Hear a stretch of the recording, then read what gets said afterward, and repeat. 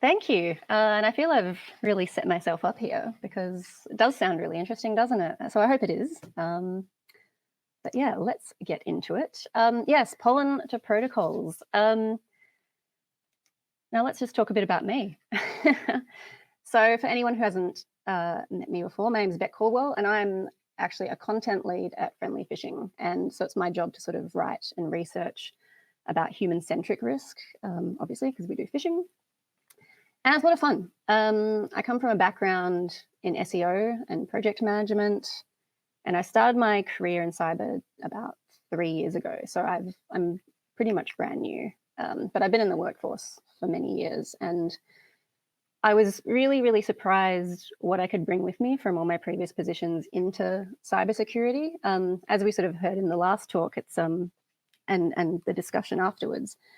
There's no traditional path to cyber, and I feel like if you can match up all of your past experiences and then just bridge the gaps, you've got a pretty good pathway in.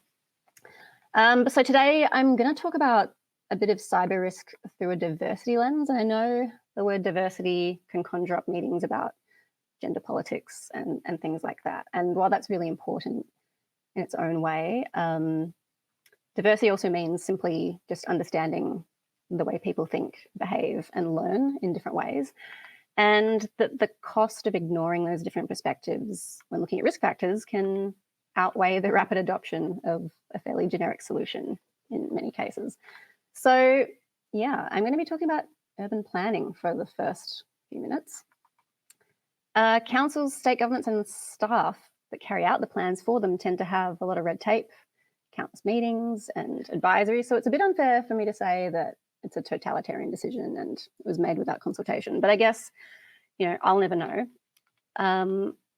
Things like lack of stop signs in black spot areas, really bizarre art commissions and major works. Sorry, I at odd hate to times. interrupt you back. Are you showing Yeah. slides at the moment? No, I have not Okay. gone to the next I'm one just yet. checking because we've had this problem before. I'm very It's all sorry. good. No, I have my presenter view in front of me, so I will shut up. I'm very, very sorry. No, interrupt me whenever you want. Anyway, those are just a couple of the odd things that we can be blessed for in our urban life. So, yes, for the Melburnians and hopefully, well, not hopefully, I pity anyone that has to go through this. How many people out there, obviously I can't see any show of hands, so just nod in sad agreement to yourself. How many of you have had worse hay fever or gotten worse in the past few years? So TMI, I'm on my second Claritin of the day. And like I said earlier, I live in Melbourne, so you can never really tell what kind of day it is. But I can tell you that most days my sinuses will be clogged up like an IT help desk ticket system on most days. And I sound really nasal and I sound sick. It's really gross. So I come from WA originally, and WA has a huge diversity of flowers and trees. And, like any sick kid, I was pretty much raised on antihistamines. So when I moved to Melbourne 7 years ago, I moved to like a suburban area, and I was just gobsmacked to find that I had zero symptoms. I was like, wow, I can save like hundreds of dollars a year on antihistamines. So that was amazing. Until that is, I moved to the city. Now, a new friend of mine here told me the city was much worse for things like that, and that made zero sense to me. So I just happily moved on. But now I find myself at the mercy of big pharma and big tissue. So what does pollen have to do with any of this? So going back to diversity, about 40 years ago, the decision to plant plane trees in the city was made by a committee, advisory board. Sounds like a really normal thing to do, to beautify a really dismal grey city. However, this kind of innocent, innocuous decision sort of has led to widespread asthma. I never heard of thunderstorm asthma before I moved here. Hay fever, ocular irritation. And yes, this may be an unrelated example, but it illustrates a fairly tenuous lesson on the importance of diversity in decision-making process for human risk. So if you have a look at some of the little screenshots I've got there, basically Melbourne is one of the most hay fever prone cities, and it's because of the plane trees. You know, they planted fully male trees that have more pollen than the female trees that drop fruit, and that's why that decision was made on the surface of things. But it just kind of shows a homogenous approach without diverse opinions on the matter can lead to a couple of unseen threats and vulnerabilities. So leveraging different backgrounds, experiences, and expertise in cybersecurity, we better equip ourselves to see and counteract those threats. So how could this have helped? How could diverse thinking and risk assessment have prevented this nightmare that some of us live in? I'm assuming everyone lives with it, but yeah, I'm constantly dodged in the street while I blow my nose on a perfectly nice day. So you're probably thinking it's pretty small potatoes, but yeah, I defy any of you to spend time with me if I haven't had my antihistamines. It's pretty horrible. And especially if you're looking at this through the long lens of, you know, lockdowns in Melbourne, ostracized sick people. Some people are still super paranoid about that. So, you know, shuffle down the street looking pretty diseased, and it's not a good show. But what could have happened? So I'm just going to say again, I can't stress enough, I don't know what went through the council's mind or the state government's mind in this situation. This is all pure conjecture on my part. It could have been disorganized planning, rapid planning, or they knew and didn't care. If anyone here does actually know, I'd love some closure on this. So hit me up on Discord later. Who would have been asked about this risk for tree planting, if any? You know, I can think of a few things like arborists, town planners, gardeners, the Public Transport Authority, main roads, local councils. So as I said before, male tree, I didn't actually know there was a male and female tree, but some trees that do have both flowers and drop fruit, like, you know, gum nuts and acorns and things like that, actually have a male and female version. So male trees in particular were planted as they wouldn't drop fruit onto tram tracks or paths, so that equaled, you know, less cleanup for the town, which is great. But the male trees have so much more pollen, and they just jizz it all over the city, where it lands in sinuses and eyes and lungs. So in my view, an allergist, botanist, or doctor could possibly have been a few good experts to add to that mix. So happily they're replacing those trees now. It'll take a few years and a few $1 million, but it's happening. Although they have said it's because they just don't like them anymore and they're getting old. Again, maybe we'll never know. So what is diversity and bias in risk? So one way to overcome them is to just be aware of them. It's really hard to think of everything, and I know that because people come from diverse backgrounds and they present what they know, and it's very hard to break out of that mold. So it is really important to talk to other people, and they're often shaped by factors that you can attribute to diversity. So it's good to listen to those diverse voices and at least be aware of them and factor them into your risk assessments. So I am not a big city GRC person. I think I mentioned before, I'm in content and research. So my sort of job goes across a few different practices, which is kind of fun. But what are the diverse biases? Anchoring. I'm probably talking to people, some people here will know exactly what I'm talking about. Anchoring is where you kind of accept the first piece of information as the truth, and then you refer all your decision-making abilities to that priority. I'm going to be extremely narrow in my examples, so obviously it doesn't pertain to everyone, but it is very common with the C-level. They don't have time. That's why they have the people under them to talk about risk, especially if they have no cyber training. And they might be advising a lower level employee to carry out these wishes also with no cyber training. And if they do have that cyber training, that anchoring sort of mechanism in their head is like, no, this is the problem. So that's how we're going to solve it. They don't think about the dependencies that might occur that may have created that problem in the first place. An optimism bias. This won't happen to us. And it's one of the most common biases across all levels, cultures, genders, you have it. False optimism about readiness, research knowledge, and safety is pretty rampant, and that's what often comes back to bite people. Everyone's their own biggest fan, and we all sort of operate from our own perspective and our own point of view of the world. So it's extremely hard to admit, what if I'm wrong about this? I know we do have some highly pessimistic people out there too that are like, well, I'm just always wrong, so I have to overplan. And that's a completely different issue as well. But generally, in a sort of, from an organizational perspective, the optimism bias will sort of permeate because, nobody wants to have something go wrong. Effective heuristics or mental shortcuts. I probably could have found a better way of explaining that one or labeling it, but this is where one feels good about a decision, so it must be true or less risky, and you don't really research it much or delve into that nitty-gritty. Again, this is a very narrow way of giving you the example, but it's kind of common with physical security staff. You can judge appearance, friendliness, frequency. So if you're used to seeing someone, you probably think they're meant to be there, things like that. But in everyday situations, a lot of people just don't know why they don't like something or they like something. They'll just default to, I just don't feel good about it, or I feel really good about this. If you think of it from a psychologist point of view, it's, feelings aren't facts. And it kind of speaks to this one a bit.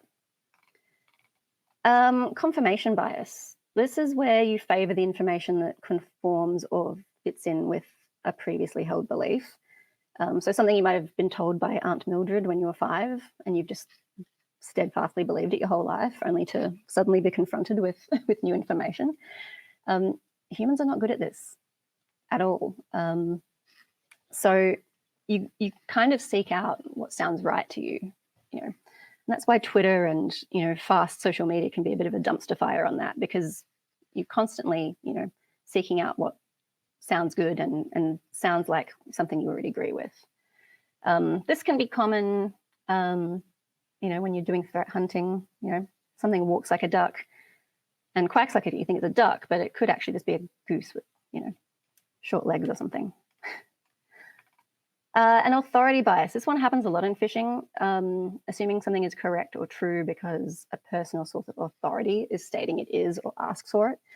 And again, that's common with like lower level staff wanting to be good, cultural framing, that kind of thing. Again, yes, I am making blanket generalizations here, so please forgive me. And common social engineering techniques that these biases are used in. Obviously, phishing and spear phishing, sending fraudulent emails pretending to be from a reputable company, source, person, hoping to, induce the revelation of private or sensitive information. It could be passwords, financial info, or clicking on a link that instantly, ransomwares your computer, or even a spoof site to capture your credentials. Pretexting, creating a fabricated scenario to steal data. This can involve a lot of OSINT, researching the individual or the company online, create a familiar scenario that the individual would class as a normal event. It's used a lot in spear phishing, the previous one. Vishing and smishing, these are pretty much phishing, but with a different mode of attack. Recorded voice calls from the fake ATO. Although, Gen AI is making it a bit easier to live vish people with cloned voices, which is kind of fun, but let's not talk about that right now. It's a bigger can of worms. And SMS. I frequently buy things online and I get the Ozpost texts. So one day that's going to get me. I fully admit that. It will get me one day. I've had some fake ones and I've had a lot of real ones. Clickbait tactics, and that's one of the clickbait tactics, is sending an SMS with something that you might be expecting even. But it's usually an email, an enticing offer, a time-limited window of action, basically the fear of missing out. And catfish and romance, this is actually a bit of pretexting as well. But we're seeing a lot more of that because people are pretty lonely, and also that's kind of just the way people date these days. But yeah, catfishing, it's just a romance scam where scammers will create fake dating accounts, social media profiles, and a lot of them become investment scams, crypto scams. Yeah, which is pretty sad. Business email compromise, BEC. This is a combination of some of the tactics, but in short, it's an impersonation of a person of authority. Could be even outright hijacking of your internal account, which makes your standard domain checks a bit obsolete, but also thread hijacking, where it looks like an actual email thread or chain that you've actually replied to before. So that's a very dodgy one.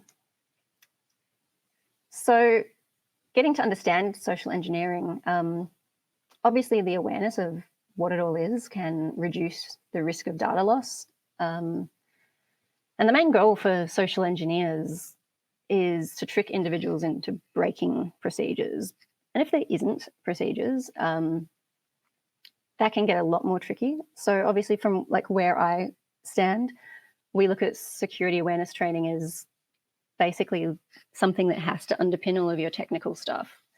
But how do you even do that? Not everyone learns the same. And I said that at the beginning. Some people like learning through doing. Some people like learning through being told or shown or listening. But everyone's biases are going to push against that a little bit. They're not going to do it easily.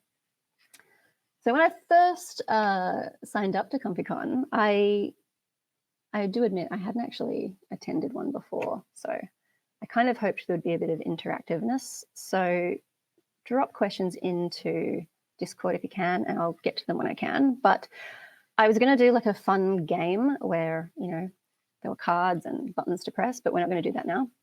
I will just talk about it. So I just want to talk about a phishing escalation scenario. And we're going to sort of think about some of the bits of diverse thinking that could have come into play. So this is, the initial alarm is raised. So employees across various departments. So this is a fictional company. I just made this up, but it happens all the time. Across various departments have started reporting suspicious emails that closely mimic communications from the CEO, requesting sensitive financial information. Given the diversity of our workforce, the responses have varied widely, but they were actually detected early, which is great. That's a win. Someone reported the email. I guess I just want you all to sort of think about what in your diverse background would have prompted you to question that email. Because there's a lot of cultural nuance about getting an email from someone much higher up. And if you didn't know to check for all of the normal kind of phishing signs, and you're overworked and underpaid and you haven't actually had any, full-on training, it's a really easy one to kind of fall into. You could think about your professional expertise, ethics and trust, even language barriers. Sometimes things are worded a bit differently in translation.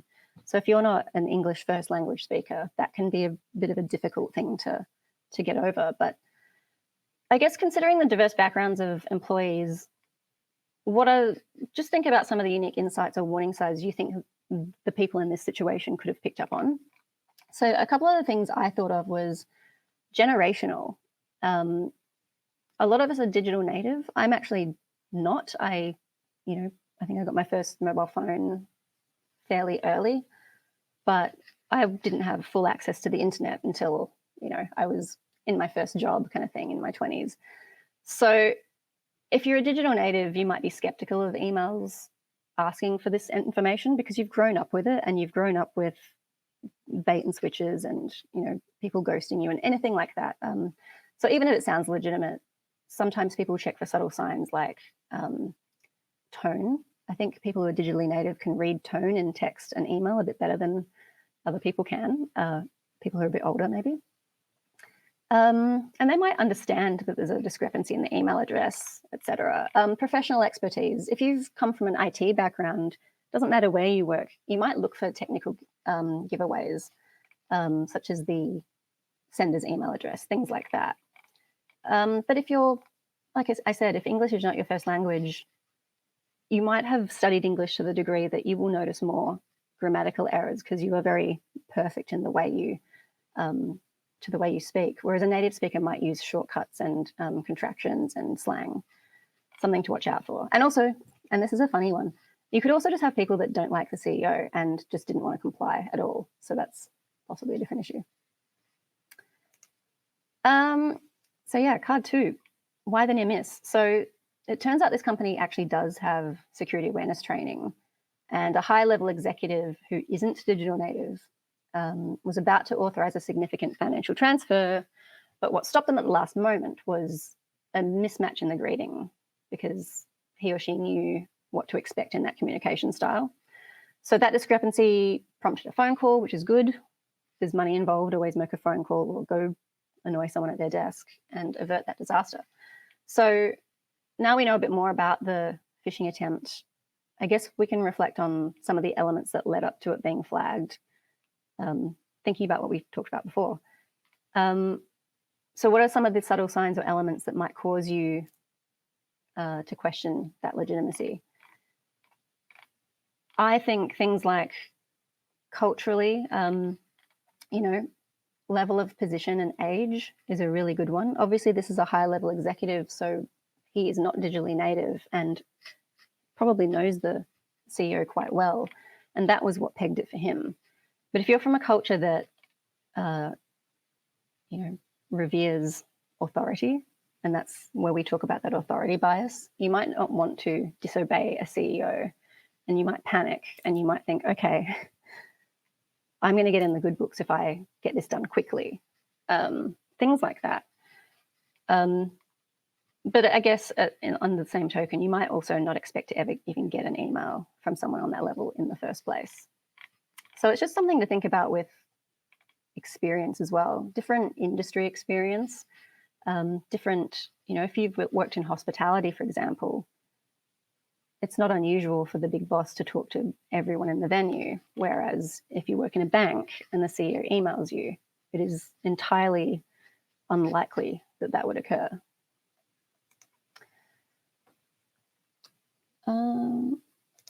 Where did we go? Yes, that should say card 3.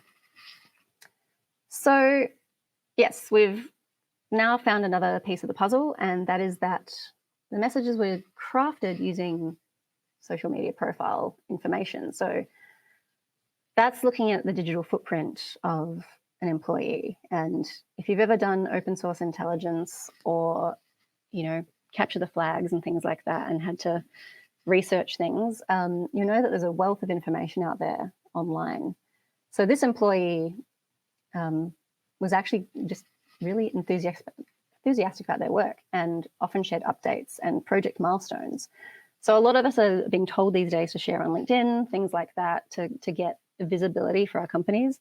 So that's a bit of a double-edged sword, because you might inadvertently say something that could be used in a spearfish, and even small things. And that can be generational attitudes as well. I'm guilty of this a little bit. I live away from my friends and family, so I do it as a sign of life every few weeks, but I certainly don't document my whole day. And we do have people these days that, TikTok or Snapchat their whole lives. And, the observant and time-rich threat actors love this, because they're just creating a dossier on you, and they can strike at any time. So how easy is it to find that info? I was going to do a bit of a demonstration, but then I remembered that's always a bad idea. So I'll just quickly tell you, I had an email the other day from the accountant from a board that I sit on, and she said, "This is so weird. I got an email to my company account asking to approve reimbursement for something from our board president, but the board president doesn't email from this email address." And so I had a look at it, and yeah, it was just from a random email address saying, "Can you please authorize this, signed so-and-so, president of such and such board." And she was just really confused and even asked our president, "Should I do this?" She texted her. And of course it was a hell no. And I had to show her how easy it was for someone to look for someone in a financial position. So she's the head accountant at her firm. Look at her extracurricular activities, and then look at who the president was of that, because we've all got that on our LinkedIn, and then just quickly send her an email. And it was a pretty bad one. It was a bit of a phishing fail, I think, but it made her think twice, you know. So even people who work in cybersecurity, you know, you might dodge this kind of thing by seeing how attackers tailor those approaches. But these kind of diverse panel discussions have to happen. You know, when you've got someone who's the head of an accounting firm, not really sure what to do there and almost reimbursing someone, because we actually just had an event which we'd been posting about as well. So that was a really great targeted one. I thought very well done for them. But luckily it did not get through. And also things like international perspectives, you know, GDPR. A lot of people might stop these things in their tracks because there's protection standards, there's compliance, regulatory, that kind of thing. And things like that. You've also got skeptics who just don't believe in emails at all, and that's why they come and annoy you at your desk. So why? Why is cognitive bias happening? What's the big deal? Well, I think we all kind of know what the big deal is. From a personal point of view, your personal data gets out there. It can be embarrassing. It can be harmful from a social situation. From an organizational point of view, loss of revenue, reputation damage, loss of public trust, inability to form new partnerships and continue your business. So what might start from a very trite, oh, we need diverse voices here in talking about what the human risk is. What is the human risk in our organization and in our personal lives, and how is that going to bring the company down? But it can. It doesn't take much to basically stop a business in its tracks if these little things get out of hand. So talking about it, being aware of diversity, and not discounting people's opinions just because they're not in the same experience as you, or speak the same language as you, or, you know, on the same level as you. So yeah, I think it just bears thinking about, and always invite people to the table. Thank you very much. I was distracted for a second, don't mind. So funnily enough, I do actually have a story about phishing, and cool. that's something that happened recently. So I was at we had like the top 100 people in the company in a session in Melbourne, funnily enough, last week before. And during that, I received an email from the CEO on my personal account. And of course, A, I know they're not going to email my personal account, and B, the email address was not their email address. Thirdly, the CEO had been in the room 5 minutes before and had talked to me, so he wasn't going to send me an email. So it's always interesting how, like, different things that people can like identify those kind of things. I like the one about, like, the greeting is not the right greeting. It's like the vibe. It's like the ultimate vibes-based thing. Yeah, it's not one that you would normally think of, because one of the courses we do is called Scan for Scam, and most of it is like, you know, check the sender's details, look at what they're making you do, and then manage it accordingly. But something as simple as, like, you know, someone who normally says hey at the beginning of an email, or greetings, or, you know, something very like them, that can be just the first thing to throw you off. Good. So we've actually got another social engineering talk given this evening, which will be really good because I think it complements yours. So we've talked a little bit about social engineering used for bad in this case. The talk this afternoon is going to be talking about somewhat social engineering for good. So I think it's been really good to get those two different bookend it, yeah. I can't believe you've never been to a ComfyCon. I was a little like, oh my God, no, but that's okay. You're a busy person. Yeah, no, actually, someone at work told me all about it, because I spoke at CyberCon last year, and he was like, oh, you should check out ComfyCon. That would have been a good testing ground for you to start your, you know, public speaking career in this industry. But I just missed it, so I was happy to join in this time. Well, we're very happy to have you, and thank you very much for coming along. No, my pleasure.